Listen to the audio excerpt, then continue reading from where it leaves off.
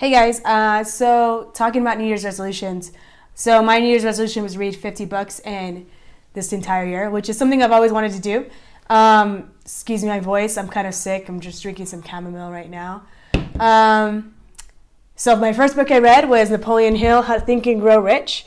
And it's like backwards. Napoleon Hill, Think and Grow Rich. So you could think and grow rich by reading this book. No, you can't. You can actually read it if you like, but here's my little critique on it.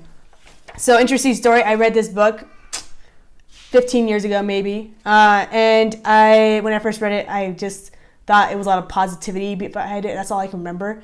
Upon reading it again, before reading it again, I wrote some things that I wanted to learn.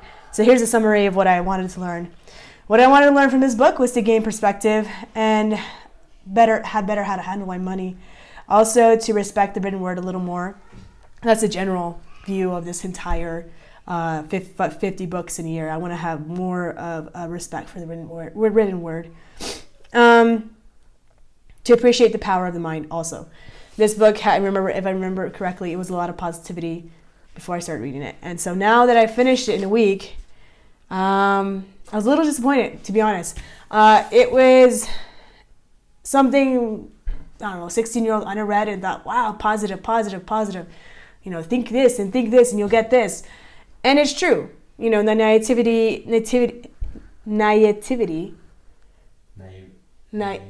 naivety of it all. I was Naive. Anyways, thanks, thesaurus. Came up, and that's my husband over there. Came to help me accept a lot of the truths behind this book. Good thing I didn't remember all of it, because now upon reading it again, I didn't gain a real big fiscal responsibility. It did talk a lot in the beginning to catch the reader's attention. I understand. You have to understand the contents of this book was written post-depression. So people were, just came out of this horrible depression and wanted to gain money and keep their money.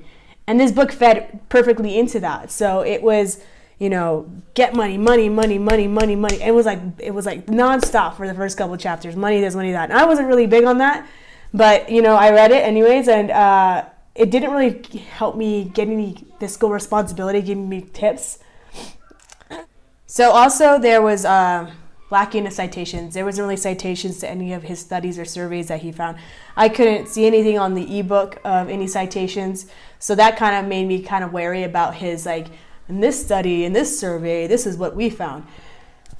Kind of interesting. Back in the 1940s, I'm sure citations weren't as, they were needed all the time in books, but now definitely you need to cite your work.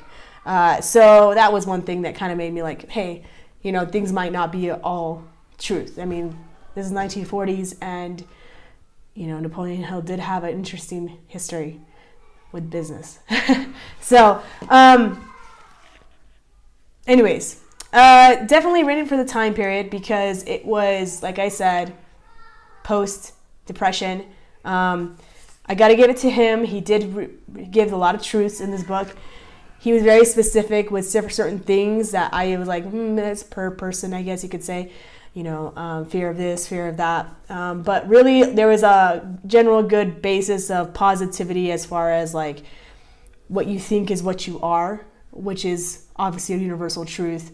And that's what the Bible says, and that's what anyone, philosopher says. What you think is what you are. And so that was one of the truths he put in there pretty well sometimes. Would I read it again? I probably wouldn't read it again. It's been 15 years since I last read it, probably last time I read it now.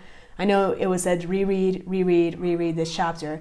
Not really. I'm good with reading it last time right now. If I ever need any help in the future, I'll look into it. But really, I would give it 2 stars, to be honest. But I hope you like my review of this book. If you like to choose to read it, there's some good truths in there, like I said, but you have to kind of sift through them and get to the good stuff. But if you're able to do that, then go for it.